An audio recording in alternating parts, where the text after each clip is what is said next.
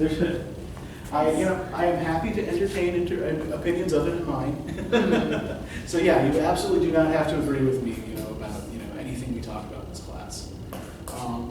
Especially because I realize some of the kind of tension and weirdness of class of works mostly written by people of color being taught by a white dude that to a class that's entirely people of color. So, yeah, it's has been an odd. Yeah, I mean, I'm aware that dynamic is itself a little bit weird, but yeah. All right, so we're going to be finishing up Things Fall Apart for Wednesday, and next week we're starting Wide Sargasso Sea. Have you been able to get your hands on that yet? Yes. Okay, good.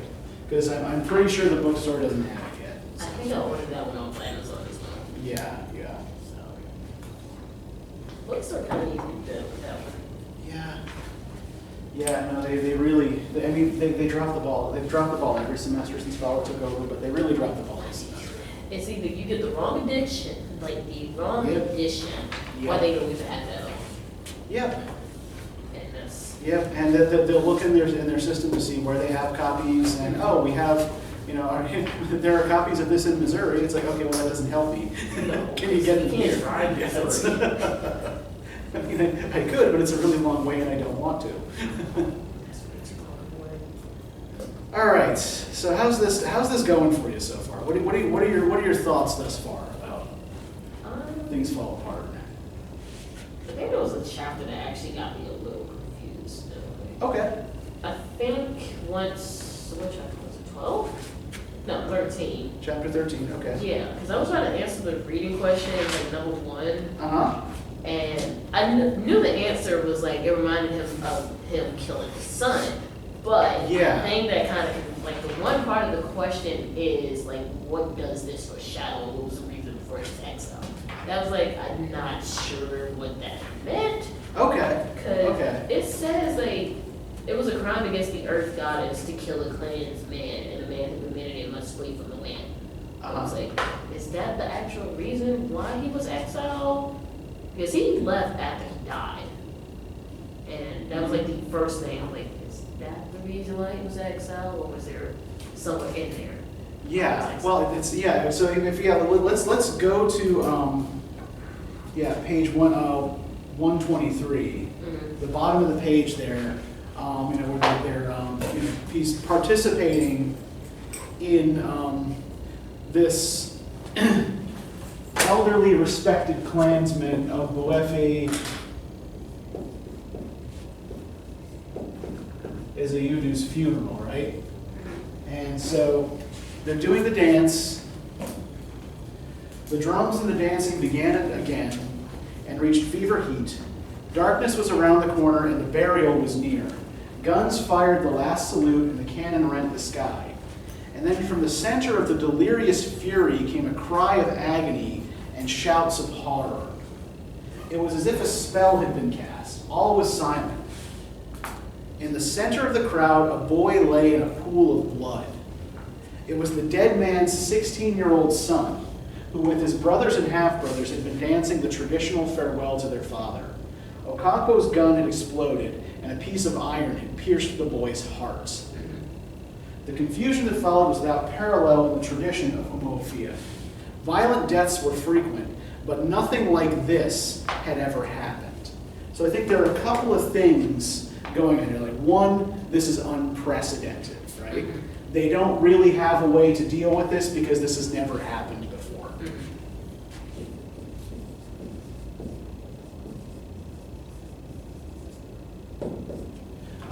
The other thing is that this is not the first time Okonkwo has killed a teenage boy, right? Yeah, he killed his son, who called him father. Yeah, he killed Ikemefuna, right? Although that was, at the clan killed Ikemefuna, who was not one of them.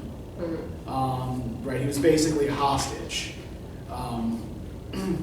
at the urging of the Earth Goddess, but Okonkwo was told not to have anything to do with that, right? And if we go back to where Okonkwo killed Ikemefuna, how active was his role in that? I mean, he strikes the killing blow, right? Yeah, but it wasn't really active. I can't remember what chapter it was. But he actually killed him. Yeah, let's see it. Let's try and find that real quick. Page 61. Page 61. First full paragraph. Okay. As the man who had cleared his throat drew up and raised his machete, Okonkwo looked away. He heard the blow. The pot fell and broke in the sand. He heard Ikamafuna cry, "My father, they have killed me," as he ran towards him. Dazed with fear, Okonkwo drew his machete and cut him down. He was afraid of being thought weak. He wasn't active in it. He looked away when they actually hit him with a machete. Yeah. But they only hit him because like he wasn't keeping up, I guess. Well, that was the plan, right? The plan is to take him out into the woods and kill him because that's what the Earth Goddess wants. He was not supposed to take a hand in Yeah. killing him at all. Yeah, he's told, do not have. In fact, this same tribal elder, right, tells him, don't have anything to do with this, right? Nobody, the boy calls you father. Nobody told you had to participate, right? So don't. And in a way, this is, on Okonkwo's part, a passive killing, because when he does strike Ikamafuna, he's just reacting out of fear, right? It's not premeditated, it's not planned. It is like the accidental death of the 16-year-old boy in the funeral ritual. It is, just something that seems almost beyond Okonkwo's control, right? So, the other thing I want to draw attention to is the extent to which this language is similar to the Yeats poem that we looked at last time, right? We looked at the Second Coming. The whole idea of the ceremony of innocence being drowned in blood, turning and turning in the widening gyre and all that, or that same kind of sense of chaos, right? And impending disaster, which creates something that has never happened before, that's going to change everything from now on. So is this starting to make a little more sense to you? Yes. Okay. So he killed his son, but he did kill the guy, that little teenage boy at the funeral. He did, not on purpose. His gun exploded. Gotcha. And the shrapnel hit the kid in the chest, and he bled to That's death. why he left. Not Yeah, his yeah. son. But nonetheless, right, he still killed a member of the clan. Yeah, that was a part of not doing it. Well, their goddess rule, I guess, or their clan rule. Yeah.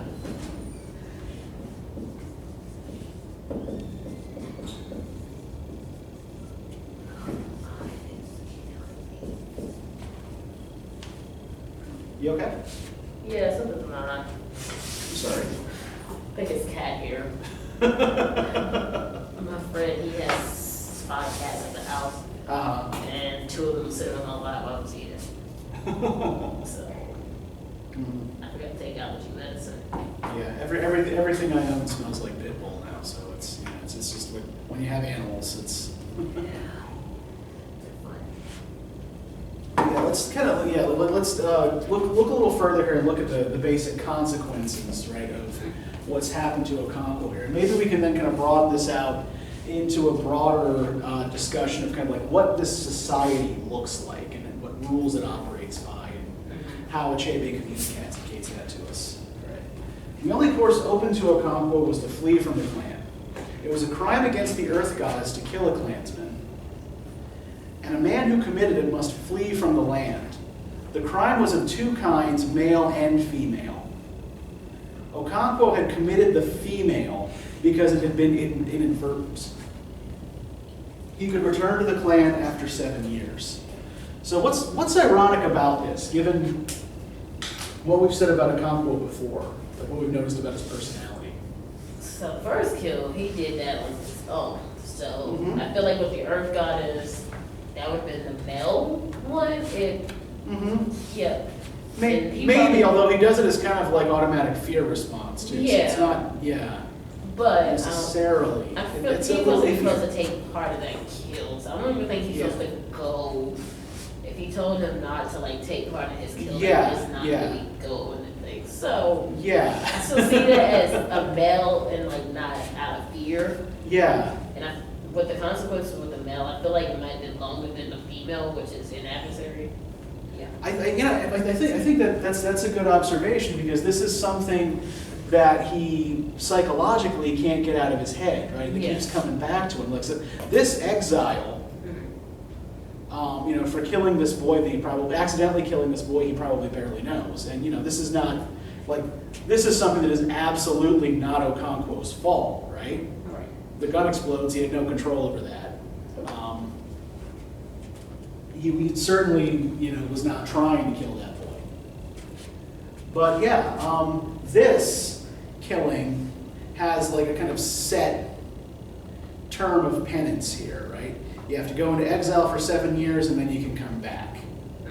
But yeah, the killing of Ikamafuna, even though he didn't break any rules and isn't punished for it, like by the tribe, right? Or by the village,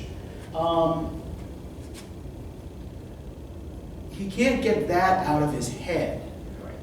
And it's also ruined his relationship with his biological son. Yep. So yeah, you're right. Yeah, the consequences of that are much longer lasting than the consequences of... Yeah. And I feel like with the veil, since it was an adversary thing, I feel like there was a consequences, but just based on his mental health, he's not been his best since he killed his son. No. And he lost his No, he is relationship not. with his biological. So I feel like that was the work of the Earth Goddess. Yeah, and we'll see over the last half, or the last quarter of the book, like, the relationship with Naoya gets even worse. Yes. I know the one chapter where he kind Yeah. of betrayed him. Yeah. But I think like the thing I want to lead into here a little bit is the language here is like about the kind of offense that Okonkwo has committed, right? The crime was of two kinds, male and female. Okonkwo had committed the female because it had been inadvertent, right? So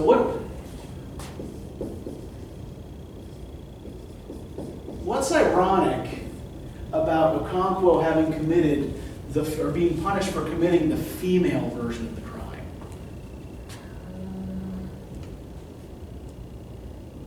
I feel like there's a gender difference with this right now. Yeah. I mean, it's this gendered language, right? Yeah, it is loaded, right? And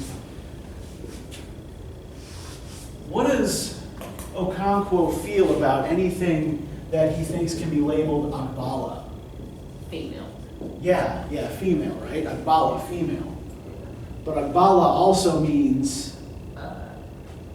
You said a god. Yeah, there's goddess. the tribe's god is also Akbala, Yeah. who's served by a priestess, because gods are served by priestesses and goddesses are served by priests.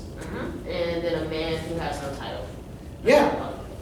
Yeah, so it's also a name for like an immature man, right? So this is particularly humiliating for Okonkwo, right? Given his fixation on masculinity and on behaving like a man, right? And what's kind of, if we look like what kind of like the final nail in the coffin of his humiliation here, where does he have to go for his exile? He went towards his mother's land. Yeah. Where she was buried. Yeah, he has to leave his fatherland, right? His father's village, and go live with his mother's clan, his mother's relatives, for the period of exile. So on the one hand, like this is, so typically according to Igbo customs, the wife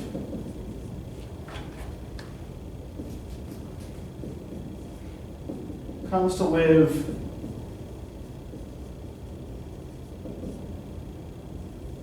right with her husband's clan and her husband's village. So going back to your mother village, right? Your mother's village, for anything other than a visit, right? Going back to live there is something that a man would typically only do in the event of some kind of disaster. Either his village is destroyed, as we see, as happens with some of the people in this destroyed village of Abame, right? Some of them whose mothers were from Umuofia go there. Or as we see with Okonkwo, right? But I think we get this explanation of the importance of the motherland from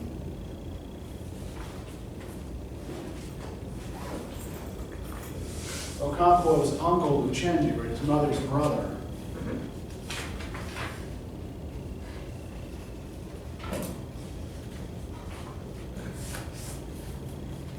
And let me see. Of course, now that I'm looking for it, I can't find it. Okay, I found page 134. Right, Uchendu's questioning Okonkwo about the importance of the motherland. Right, he asks, why do we give so many of our children this name, Ninika, mother is supreme? He says, then listen to me, he said and cleared his throat. It's true that a child belongs to its father, but when a father beats his child, it seeks sympathy in his mother's hut. A man belongs to his fatherland when things are good and life is sweet. But when there is sorrow and bitterness, he finds refuge in his motherland. Your mother is there to protect you. She is buried there. And that is why we say that mother is supreme.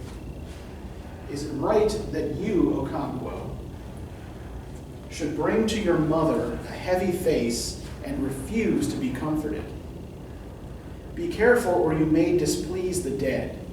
Your duty is to comfort your wives and children and take them back to your fatherland after 7 years. But if you allow sorrow to weigh you down and kill you, they will all die in exile. So what do you make of the way Uchendu defines the difference here between mother and father and motherland and fatherland? The mother does more than the father. So, it's obvious shows like the mom that does more things than what the father does. Yeah, like what specifically does he seem to think the mother's role is? Okonkwo? Or the Uchendu, yeah. What does Uchendu seem to think the mother's role is? There to protect you, some of the basically how we define our own moms now this time. Yeah. So Okonkwo does not see women as a protector, they just see No. Yeah. as weak. Yeah, he hears the word for woman and he thinks of his father, right? Yeah, he thinks of a woman as almost like being a feminine man. Mm-hmm. Right? But yeah, Uchendu's definition is the mother is a protector and a caregiver, right? Mm-hmm.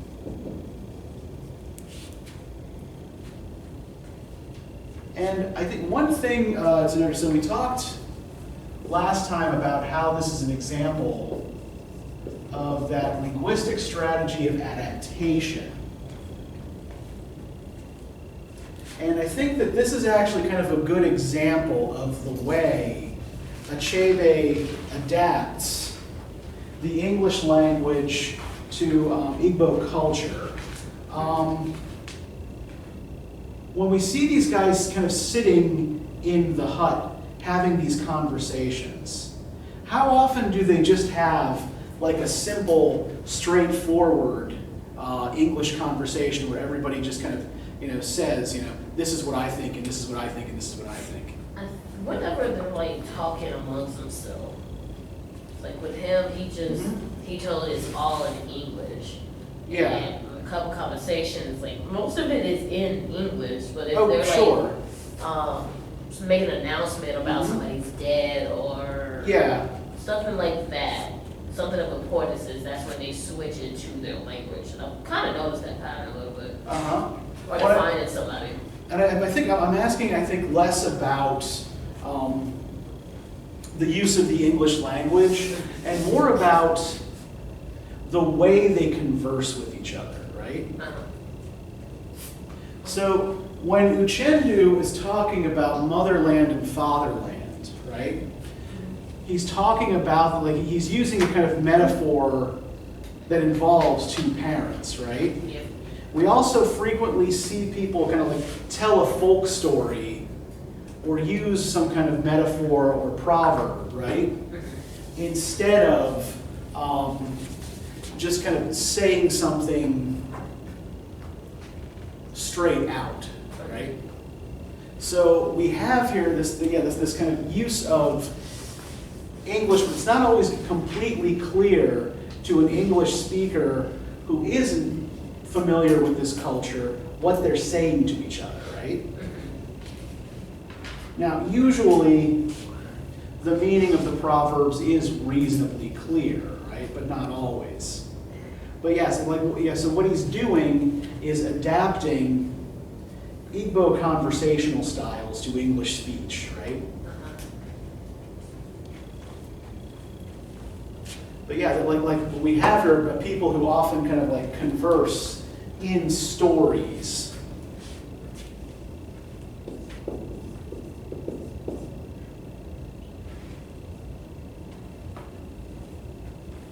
Or in symbolism.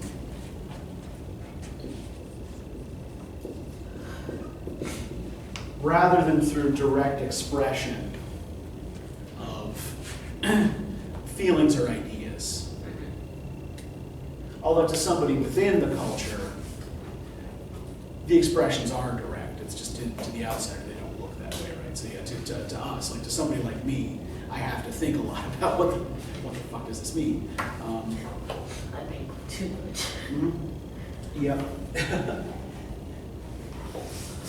Well, so let's just kind of step back for a minute and kind of look at the whole sweep of this and the kind of picture of Igbo society that Achebe is giving us here, right? So we've already noticed a few important things, right? So that there's a gendered division of labor.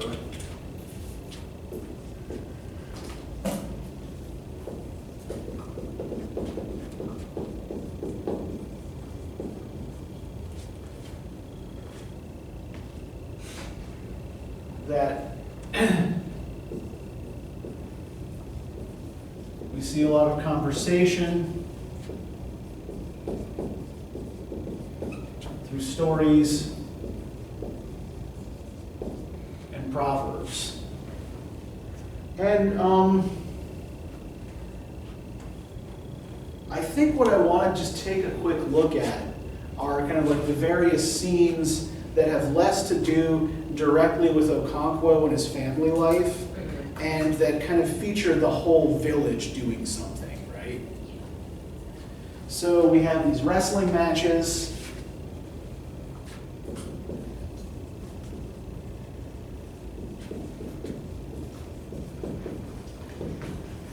That seem to be a kind of important proving ground for young men. Right, this is the way Okonkwo first gains his reputation in the village, is as a good wrestler. And he's shamed by the fact that Nwoye doesn't wrestle. It's like, kids whose dad really wanted me to play football, and I took up theater instead. Yeah, it's always what the parents want. Yeah. And they don't like that we do our own chores. And then after a couple of years, like, oh Yeah, yeah. Once they bring in money, that's what it is, parents. If it brings you enough money, then Sure. it's fine with them. But for Okonkwo, like a lack of interest in, in wrestling goes along with like a lack of interest in war and fighting, and a lack of interest in yam farming, and a lack of interest in these other things that he regards as masculine pursuits. If they don't like wrestling, he's not gonna like that. And we already seen like he beats them because of something that he doesn't like. Yeah, but He's yeah. something lazy, he beats them with. Yeah. Just to correct them in a way. Yeah, and I think that's a good term to correct, right? That the idea here is that, at least, from Okonkwo's idea of parenthood, is father as authority figure, right? And the only child we really see him behaving protectively to, This is, yeah, the and only even girl kind of- is? yeah, even lovingly to is Azinma, right? Yeah. She's the only girl, isn't she? No, there are other girls, they just don't, Show them or give yeah, them a they name. don't figure as much in the narrative, yeah. But yeah, Azinma seems to be the best loved child.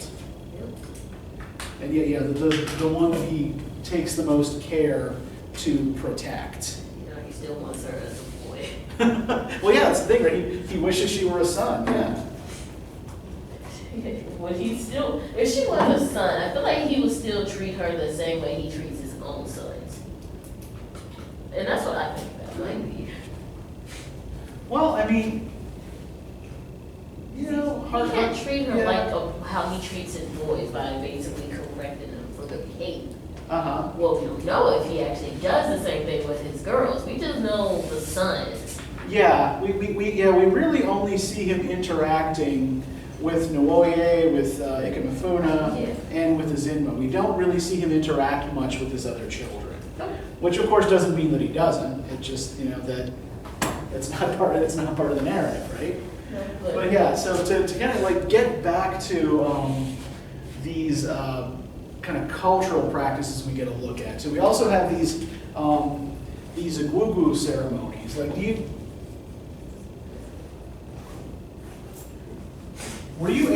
do you know what these things are, or like were you able to? Interpreting what I think it was? No. Okay, so okay. So the Igwugwu are ancestral spirits.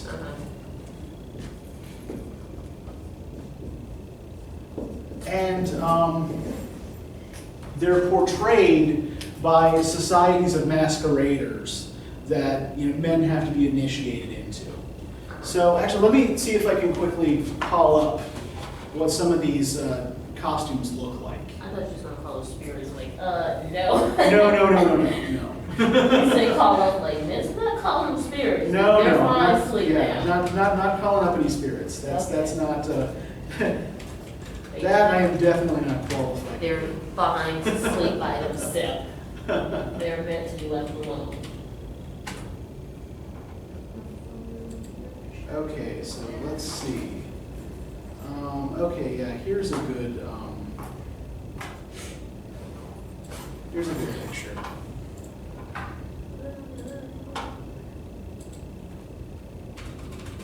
All right, let me just put this up on the screen.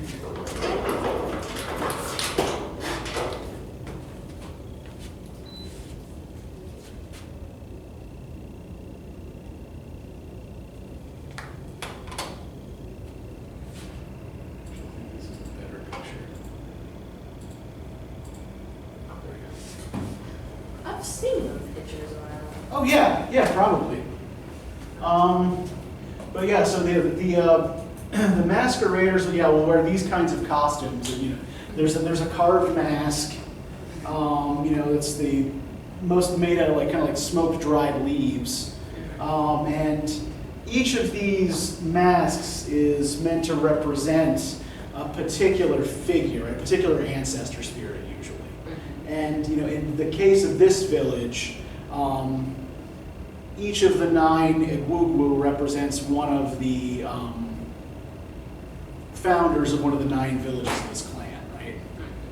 So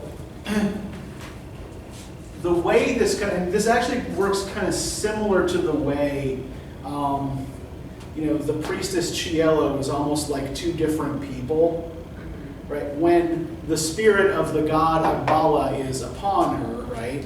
She's regarded as kind of like being possessed, right? She is someone else.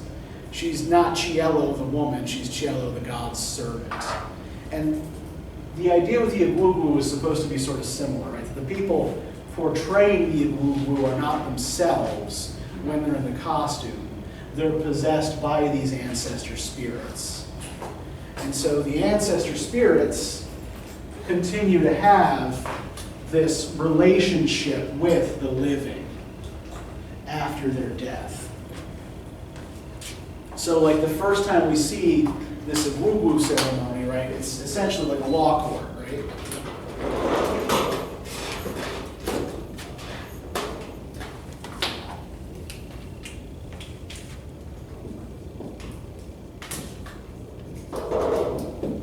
They're hearing this dispute between one of the villagers and his wife. The wife's brothers want to take her back because the husband beats her, and the husband is demanding that she return home. And the villagers listening, say that the reason that this has to come before the Igwugwu. Do you need a pen? Huh? Do you need a pen? No, I got some. I have plenty. I'm just refilling pens. Okay, fair enough. Yeah. That this guy is so stubborn, right? Mm-hmm. That he won't listen to any voice less powerful than the voice of the ancestors. But this also kind of speaks to a different relationship between past and present than we tend to assume in the West, right? So we tend to think of time as being kind of linear, right? The past is back there, the future is over there, we're in the present, and the three never really touch. Some people don't like to talk about the future. It's a complex thing to talk about. Like, what do you want to do when you graduate? I have no idea what I'm going to eat tomorrow. I hate that question a lot. Like, that's the main question people ask when you graduate. Like, oh, what do you plan to do after you graduate? I don't know what I'm going to eat tomorrow. So, I think like the future, when we're kind of thinking on like this, kind of typical, the typical time scale of a lot of different West African nations actually kind of like bleeds together with the past and the present, right? Because these spirits from the past continue to participate in the life of the tribe, and are viewed as being like they're not viewed as, they are viewed as something alien, right? They're not human anymore, but they're also not gone, and people still interact with them. So, where was it? The other place where we see them, right? They participate in the funeral, right?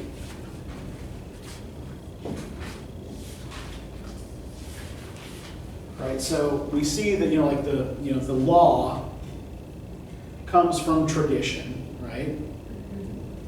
And that the ancestors' other role, in addition to being lawgivers and law keepers, is to welcome the dead into the afterlife. So we also see like the various stages of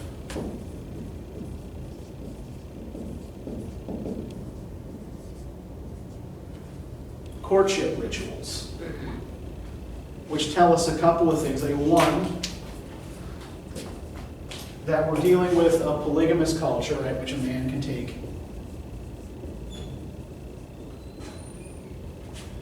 more than one wife, and that the groom's family pays a bride price and is expected to kind of give generously to the bride's family, right? right? Like there's the point where they're worried about like, well, you know, are these people going to bring enough? Like, how many pots of palm wine are these people going to bring to the celebration? Right? If they don't bring at least 30, it's an insult. And then they show up and they bring 50, right? As a display of wealth and generosity. Yeah. There was another part of, like, I think was a cultural ritual.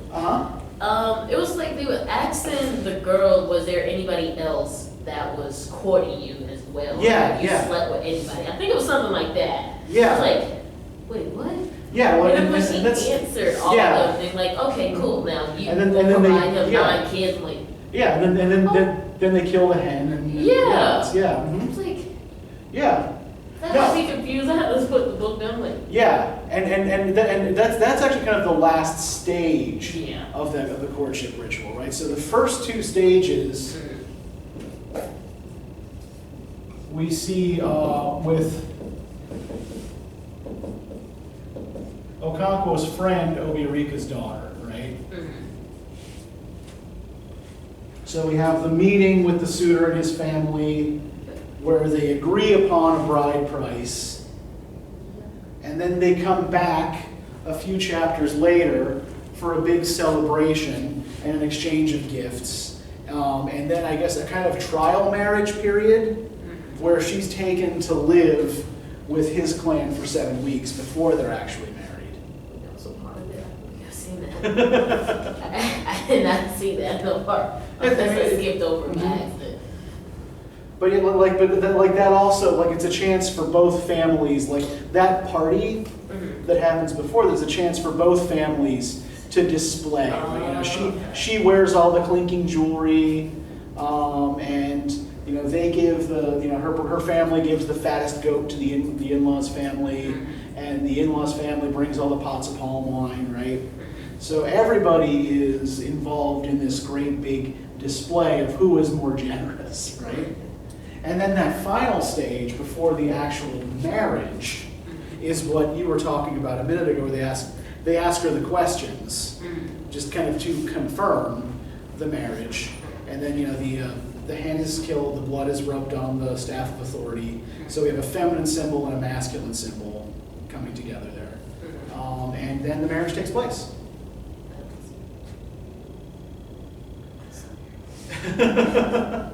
Well, and of course, I mean, in our context, absolutely, right? But again, like to the people inhabiting the novel, it's completely normal, right? It's what everybody does. A lot of different cultures, yeah. There's different cultures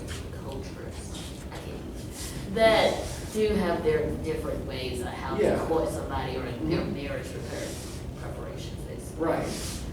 It's an interesting concept, I guess, to know the different question stuff. Yeah.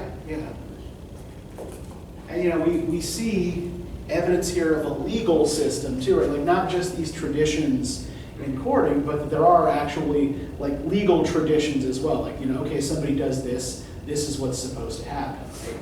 This is what the punishment is. We have divisions of these different types of crimes. So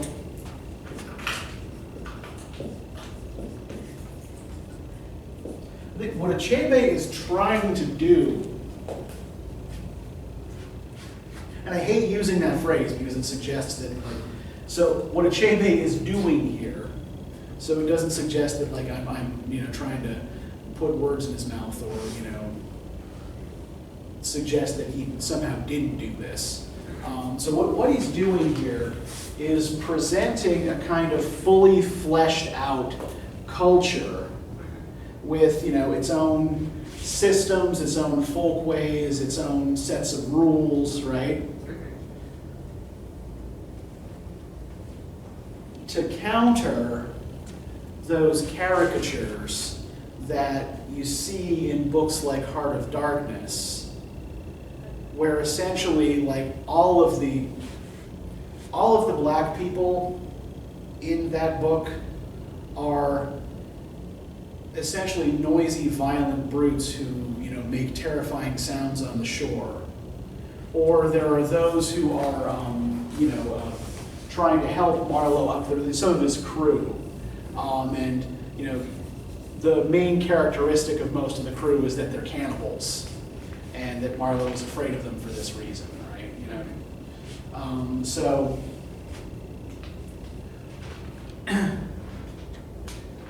the culture that we see isn't always presented as likable or admirable, but it is presented as consistent and coherent, right?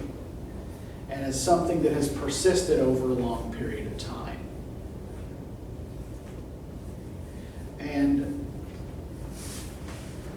yeah, and I think like that's the primary reason why he goes into so much detail about the various cultural rituals. It's not just because he's writing to talk to outsiders, right? But because he's also trying to show that, you know, there's something behind those scary noises that Marlowe says he hears, you know, coming from the riverbank, right?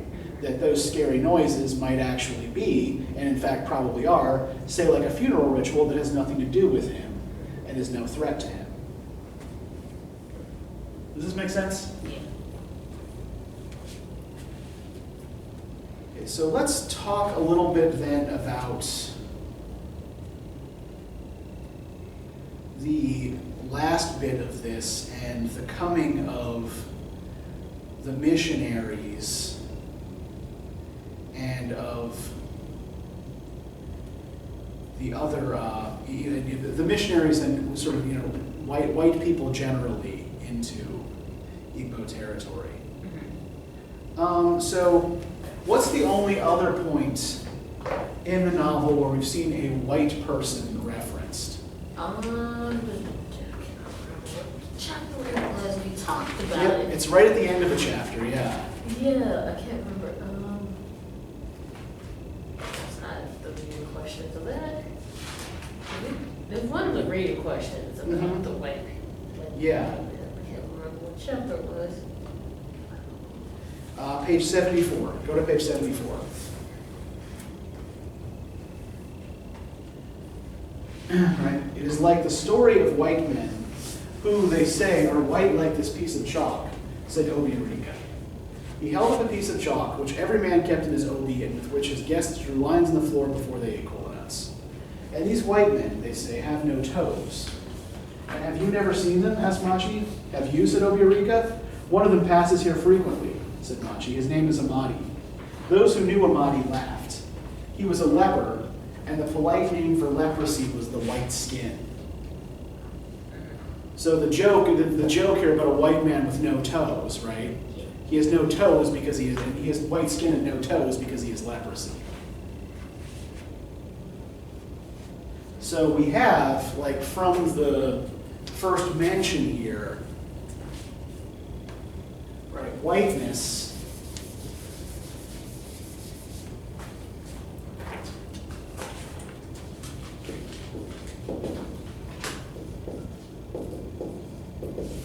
is associated with disease, and like really kind of not just any disease, right? I mean, like what?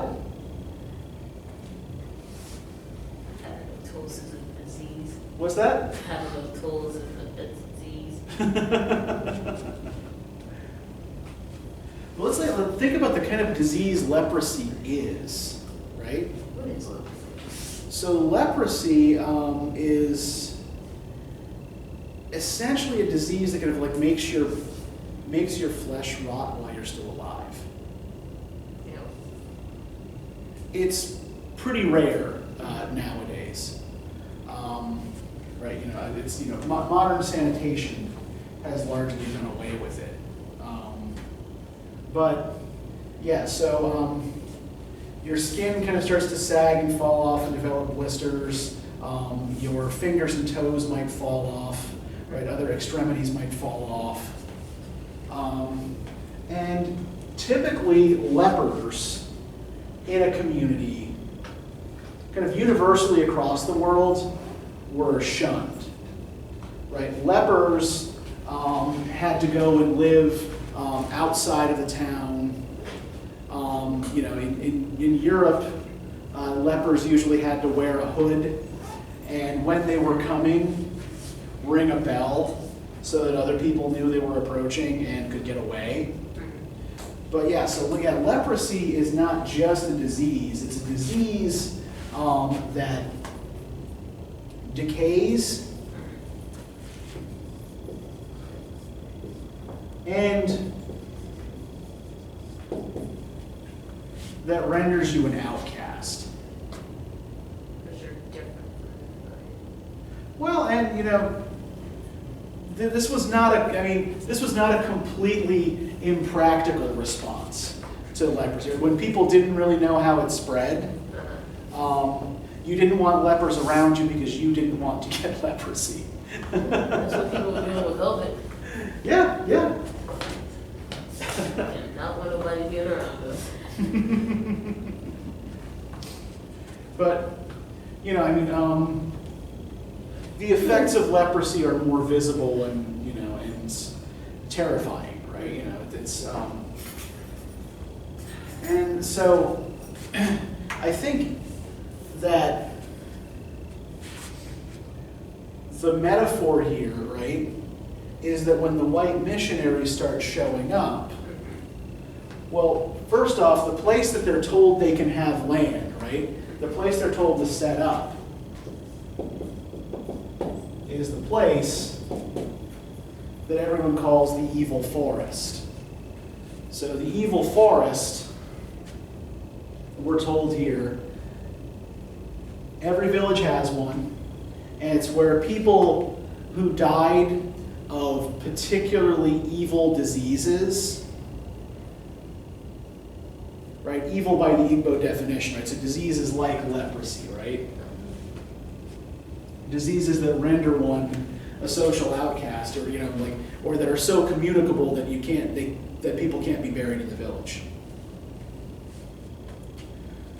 And it's also where they bury the very, very powerful magical fetishes of important shamans after they die. So the evil forest is supposed to be permeated with evil spirits and dangerous magic, right?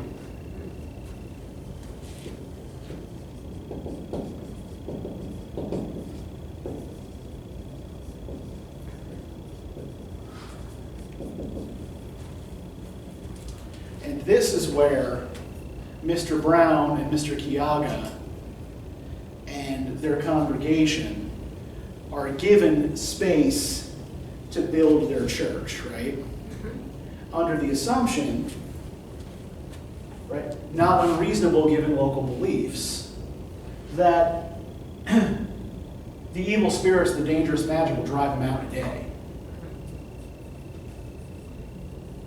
But it also kind of demonstrates, right, the fact that this is where they build. It demonstrates the outcast status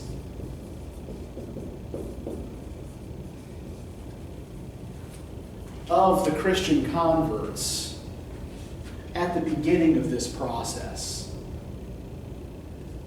And they're split from the broader community, right? To sign on with this new religion brought by a white man who can't speak to them directly and has to talk through an interpreter. More on the interpreter in a second.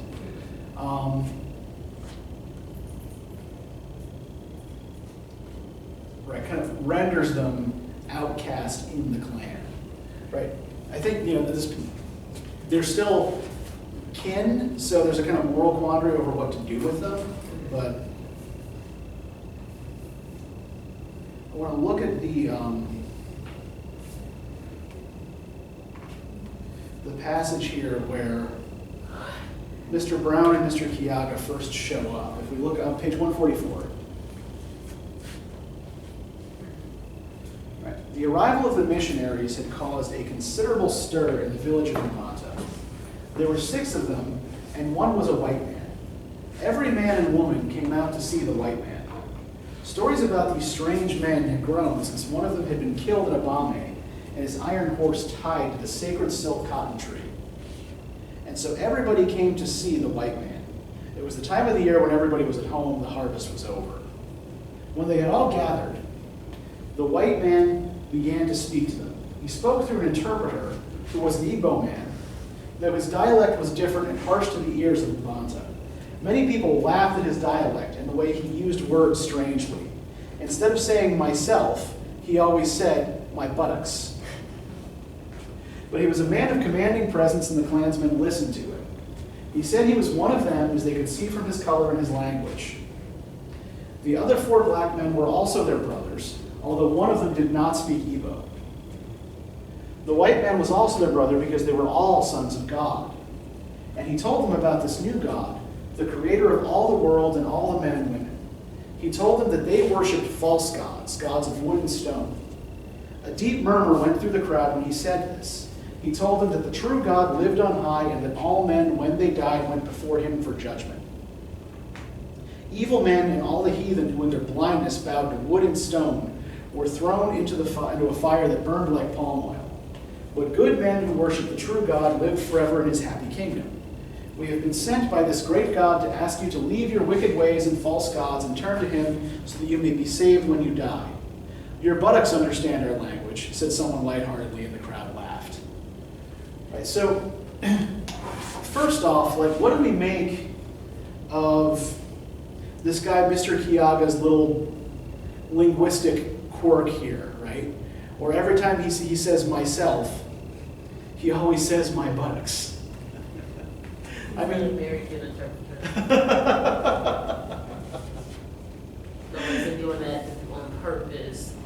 Because if it's somebody of the Igbo, he is, yeah, but I mean, he seems sincere, right? Yeah. I mean, he's left to run the church when Mr. Brown can't be there. And I think, this kind of comes down to different idioms in different Igbo clans, right?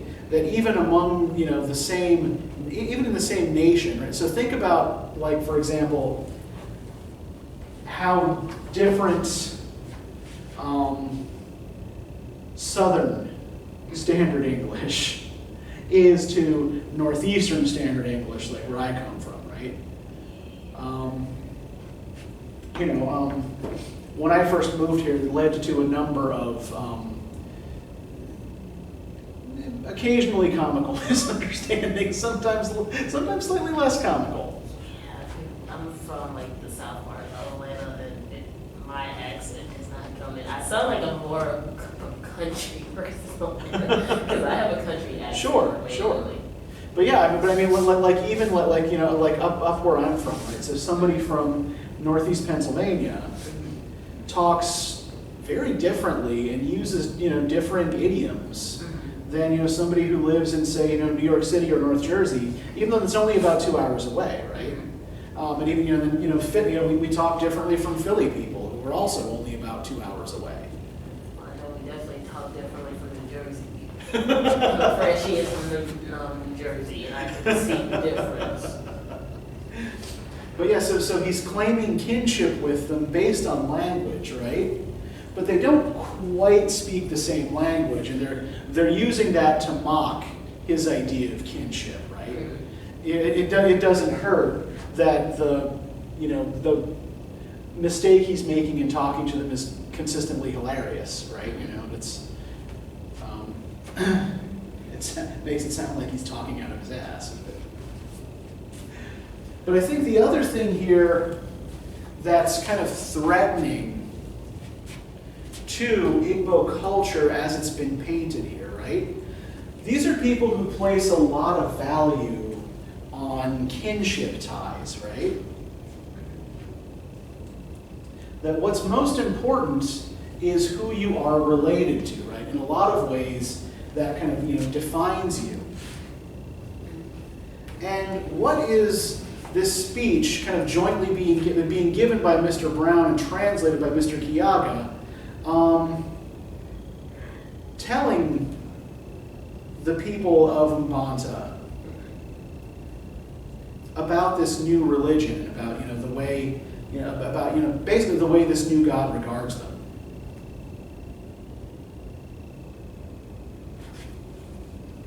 Right. He said he was one of them, as they could see from his color and his language. The other 4 black men were also their brothers, although one of them did not speak Igbo. The white man was also their brother because they were all sons of God. So, in this new religion that the missionaries are preaching among the Igbo, do these kinship ties still matter?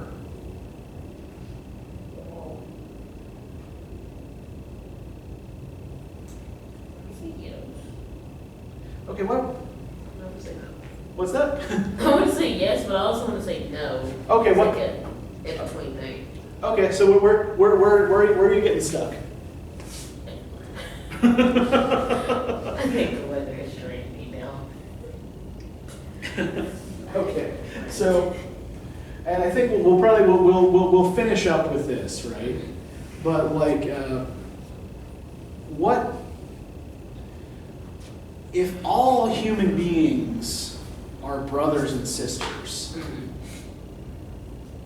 Do these family ties that people regard so highly, does it matter anymore who your father is or who your mother is? Yeah, so these family relationships that are so important in this culture, right? In the Christian religion, at least as it's being presented by the missionaries, right? These things don't matter. Which I think is one of the reasons why the first people who are attracted to the new religion are the clan's outcasts, right? And we'll probably, we'll go into a little bit more about this next time. But, I'm gonna text her. I didn't hear the ask what's going on. I can see her photos. So. well, I know that there's something to do with her job that is... Yeah, well, she mentioned the other day that she wasn't supposed to start. Like, that wasn't. Okay, that was starting up later, Yeah. I'm not sure. I can text her when I leave. Yeah, well, I mean, I've also generally noticed that turnout is suppressed whenever the weather is lousy like this. Yeah. My brain.